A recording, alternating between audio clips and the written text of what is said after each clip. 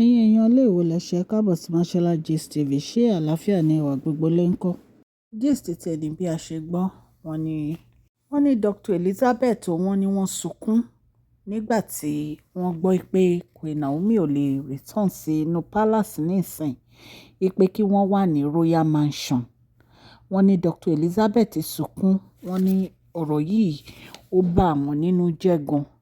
Ní kábíyèsí dẹ̀ sọ fún wọn pé wọ́n lè bá ara jẹ́ báyẹn pé torí Queen Naomi lè wá sí inú palace at any time láti spend the weekend. Pé yàtọ̀ sí yẹn, pé gbogbo function Queen Naomi àti event tó máa ṣe pé inú palace náà wọ́n ti máa ṣe.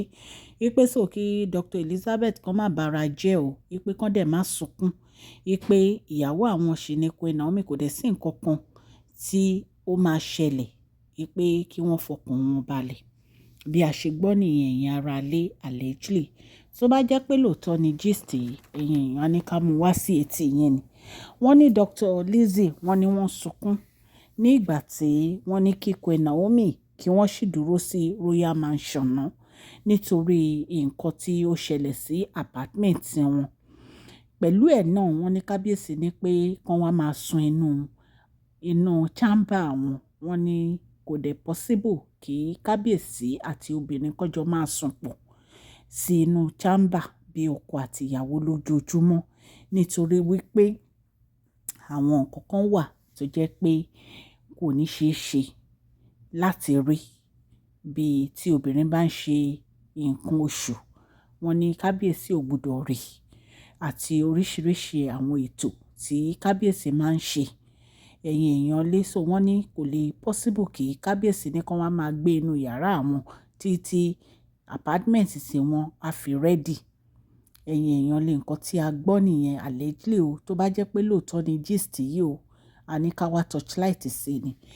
Wọ́n ní ìgbà tí wọ́n sọ wípé Queen Naomi ò lè return sí apartment yẹn, àwọn family wọn gan sọ wípé pẹ̀lú gbogbo nǹkan tí wọ́n bá níbẹ̀, wípé kí wọ́n má jẹ́ kí Queen Naomi return síbẹ̀. Wọ́n ní àwọn elders náà suggest bẹ́ẹ̀.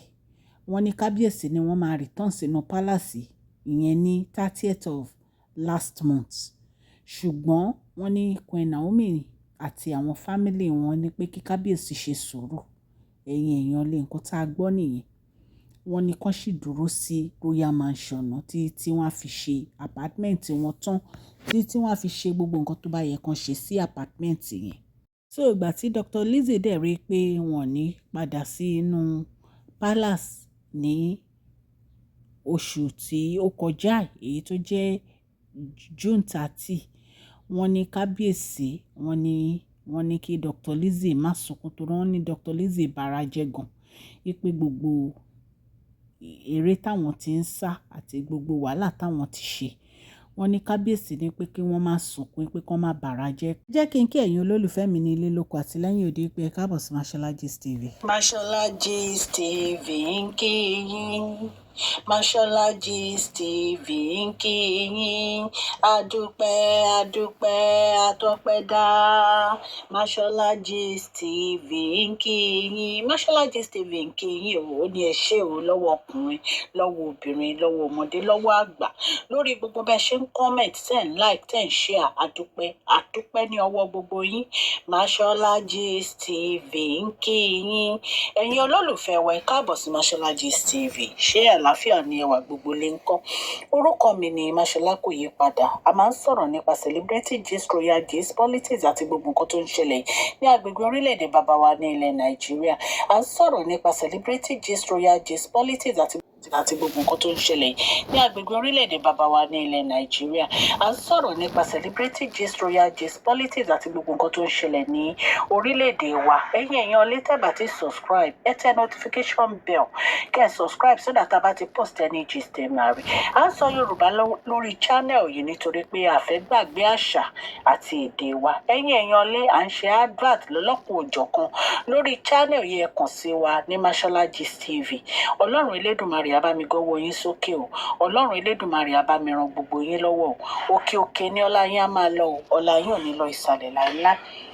Ẹ̀yin èèyàn lé, bí a ṣe gbọ́ nìyẹn tí wọ́n ní kábíyèsí ní kí Dr. Lizzie kan má bàrà jẹ́ wípé láyọ̀ àtàlàáfíà ni Queen Naomi máa wọ inú palace yẹn, wípé kìdẹ̀ ń ṣe pé Queen Naomi ò lè wọ inú palace at any time, wípé wọ́n lè wá sí inú palace láti wá ṣe function wọn, láti wá ṣe event èyí tó yẹ kí wọ́n máa ṣe, gẹ́gẹ́ bí kábíyèsí ti wí pé láti July yìí tá a mú yìí, wípé gbogbo event tó máa ṣe 60% ni àwọn náà máa ṣe gbogbo ẹ̀, pé Dr. Lizzie a máa ṣe 20, wípé àwọn olórí 20 tó bá kù ni wọ́n máa pín láàrin ara wọn. Ẹ̀yin èèyàn lé nǹkan tá a gbọ́ allegedly nìyẹn o, tó bá jẹ́ pé lóòótọ́ ni gist tá a gbọ́ yìí, a ní ká wá torchlight sí. A dúpẹ́ lọ́wọ́ Ọlọ́run nítorí pé at least gbogbo ìmọ̀ ọ̀tá ó pòfo lórí Queen Naomi. Ṣé mọ̀ pé bí wọ́n ṣe wà ní apartment yẹn, tó bá jẹ́ pé Ọlọ́run ò tú àṣírí gbogbo nǹkan tó ń rí síbẹ̀, ṣé mọ̀ pé nǹkan tá à ń sọ ìkọlà bàbá sọ. Ṣùgbọ́n ká dúpẹ́ lọ́wọ́ Ọlọ́run pé àṣírí tú, ogun ọ̀tá ò borí wọn.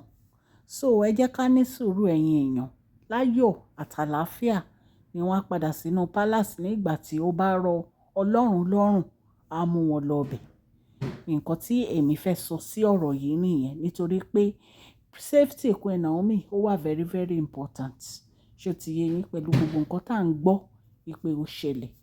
Mo dúpẹ́ lọ́wọ́ gbogbo etí tó ń gbọ́ mi o. Ọlọ́run Elédùmarè ọba aláàánú, á bá mi ṣàánú fún yín o, àtọkùnrin àtobìnrin o. Àṣírí yín ò ní tú o. Ọlọ́run á bá mi gbọ́wọ́ yín sókè o. Òkè òkè ni ọlá yín á máa lọ o. Ọlá yín ò ní lọ ìsàlẹ̀. Ẹ má gbàgbé kẹ́ fún fídíò yìí ní thumbs up o. Ó ṣe pàtàkì fún channel wa o. Please share this video, like and subscribe. God bless you all.